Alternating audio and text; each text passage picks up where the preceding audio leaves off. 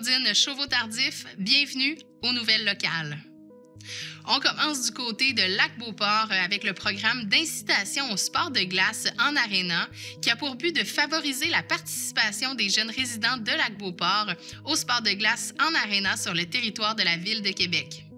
Le programme s'adresse à tous les résidents de la municipalité âgés de 21 ans et moins inscrits à un sport de glace intérieur de la Ville de Québec, tels que le hockey, le patinage de vitesse, le patinage artistique ou la ringuette. Pour être admissible à l'aide financière, le participant doit être résident de la municipalité de Lac-Beauport et doit respecter la procédure suivante. Remplir le formulaire de paiement et le renvoyer par courriel à ltrudel@lacbeauport.net. Plus de détails au www.lac-beauport.québec. Cette année encore, plusieurs bénévoles ont accepté avec enthousiasme de faire la guignolée. Quelques-uns se sont dévoués seuls sur le terrain du IGA, tandis que d'autres ont entraîné avec eux conjoints, conjointes, enfants ou amis. Au total, c'est une vingtaine de personnes qui ont collaboré à la réussite de cette collecte. L'argent récolté par les bénévoles est une somme de 3 504 $ et par l'équipe du IGA, 395 $.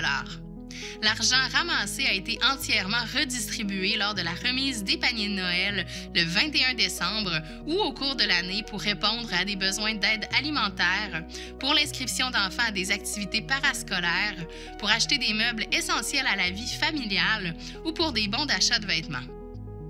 En plus des 3 899 $ recueillis, c'est plus de 70 sacs de denrées qui ont été récoltés lors de la guignolée du marché de Noël et par les fermières.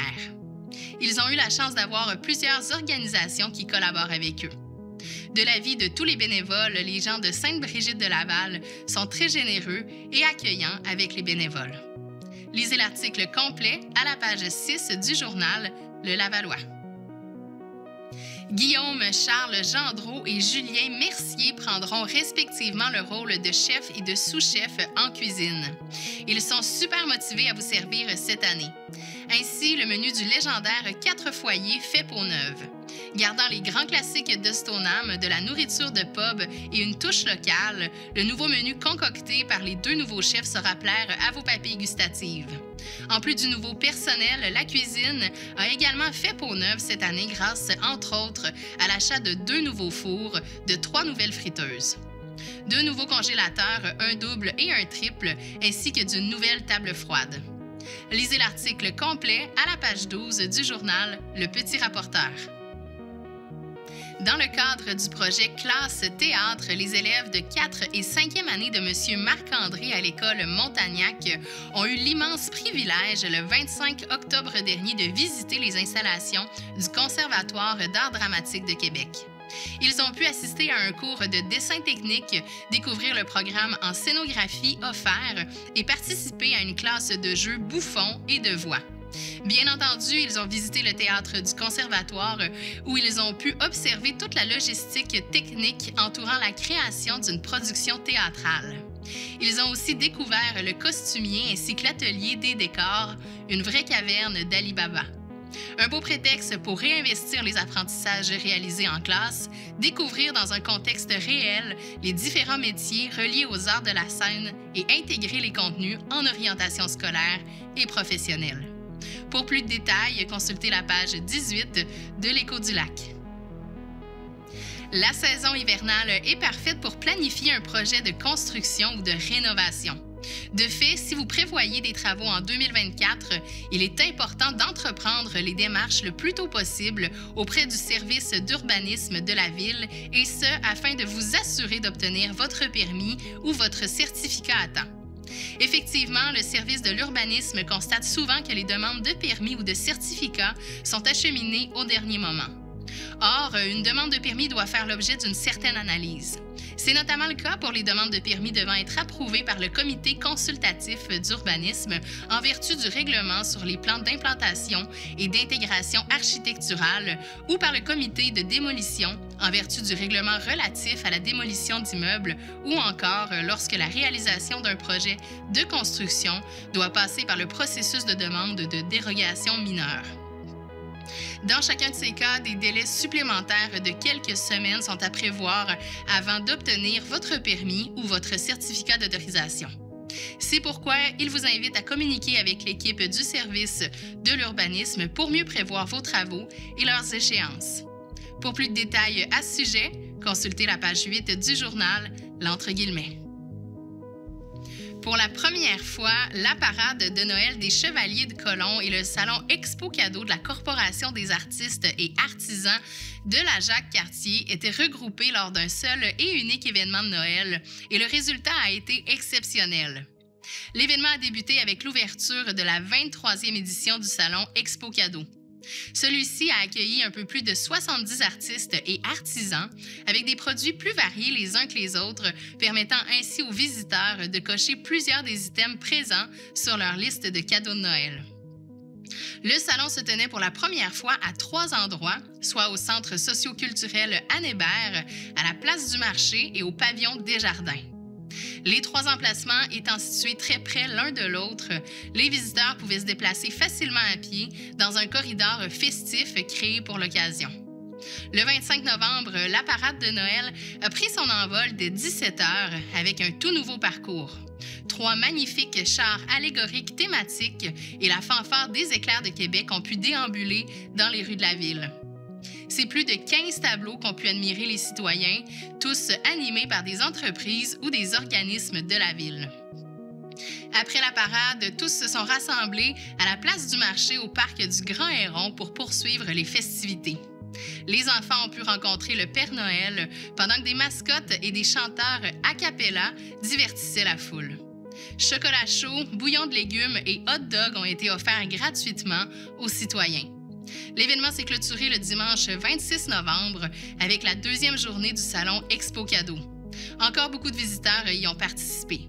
L'animation n'a pas été épargnée lors de cette dernière journée puisque musiciens, maquilleuses et le Père Noël étaient au rendez-vous. Pour plus d'informations à ce sujet, rendez-vous à la page 10 du journal Le Catrinois. Félicitations à Anaïs Beaupré, une athlète de chez nous qui a récemment participé à une compétition de danse irlandaise à Toronto. Elle s'est classée 5e dans un groupe de 18 concurrents. C'est avec beaucoup de fierté qu'elle s'est qualifiée pour le championnat du monde qui aura lieu en Écosse en mars 2024. Anaïs est une danseuse engagée des Shannon Irish Dancers qui continue de travailler fort pour toujours se dépasser tout en continuant à offrir des cours de danse irlandaise aux plus jeunes. Sa motivation est une inspiration pour tous. Bravo à cette extraordinaire citoyenne de Shannon. Lisez l'article complet à la page 6 du journal Shannon Express.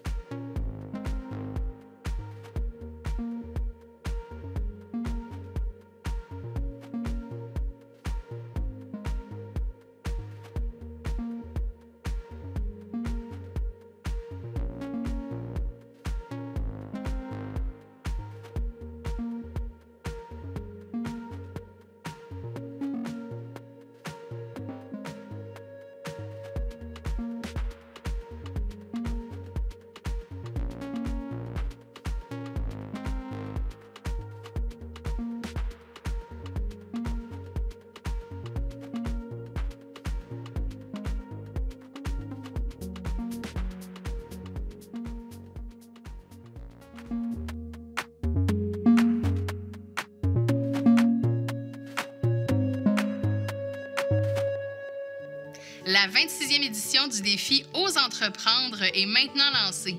Ce concours qui se déroule à l'échelle du Québec vise à faire rayonner des milliers d'initiatives entrepreneuriales. Le concours s'adresse à tous ceux ayant un projet d'affaires, que ce soit aux jeunes du primaire jusqu'à l'université, aux nouveaux entrepreneurs ou aux entrepreneurs au cheminement inspirant ou ayant des modèles d'approvisionnement d'ici.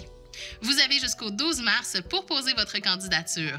Tous les détails au www.oseentreprendre.québec. Après une bonne bordée de neige, profitez du plus grand terrain de jeu de Québec pour skier, patiner, glisser, marcher, relaxer ou bien manger. Que ce soit au parc du Grand Héron ou au chalet des sports de Shannon, les sentiers en forêt sont autant romantiques qu'amusants. Aller patiner tout près de chez soi est l'activité familiale à faible coût par excellence. Les amateurs de sport de glisse sont chanceux dans la région, alors qu'ils peuvent profiter des magnifiques installations du centre de ski Le Relais ou de la station touristique Stoneham. Le bonhomme Carnaval sera d'ailleurs de la partie le 21 janvier au centre de ski Le Relais. Glisser à bord d'un tube peut aussi créer des sensations fortes et des fous rires en famille ou entre amis. Vivez ce moment privilégié au village Vacances Valcartier, au glissade Tewksbury ou encore au centre récréo-touristique des Hautes-Terres.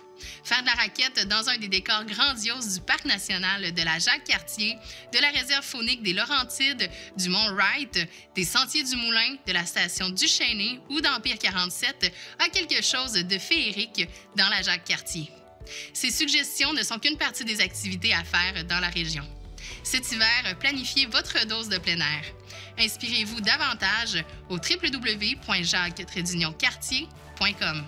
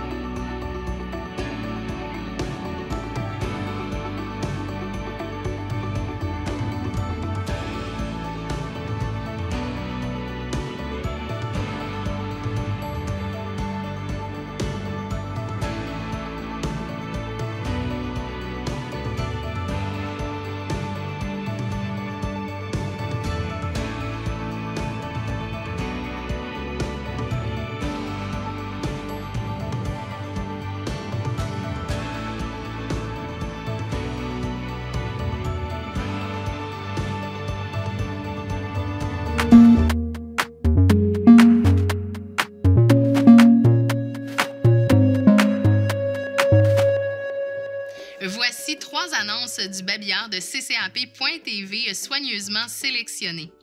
Tout d'abord, venez décorer votre casque protecteur ou porter une tuque loufoque pour cette activité familiale qui aura lieu le mercredi 14 février à la patinoire municipale.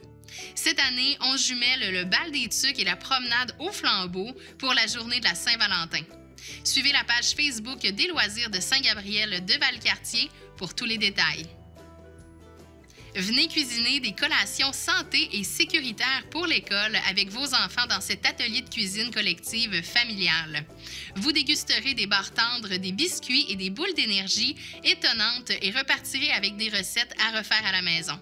L'activité a lieu au centre Paul-Émile Beaulieu, au 530 rue de l'Age. Inscription au www.organismerafale.com.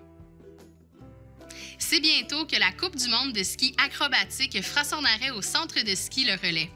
La municipalité de Lac-Beauport est fière d'accueillir cet événement d'envergure où s'affronteront des athlètes professionnels et olympiques de toutes les nationalités. Encourageons nos skieurs canadiens dans cette compétition de saut acrobatique qui s'annonce être impressionnante à tous les niveaux.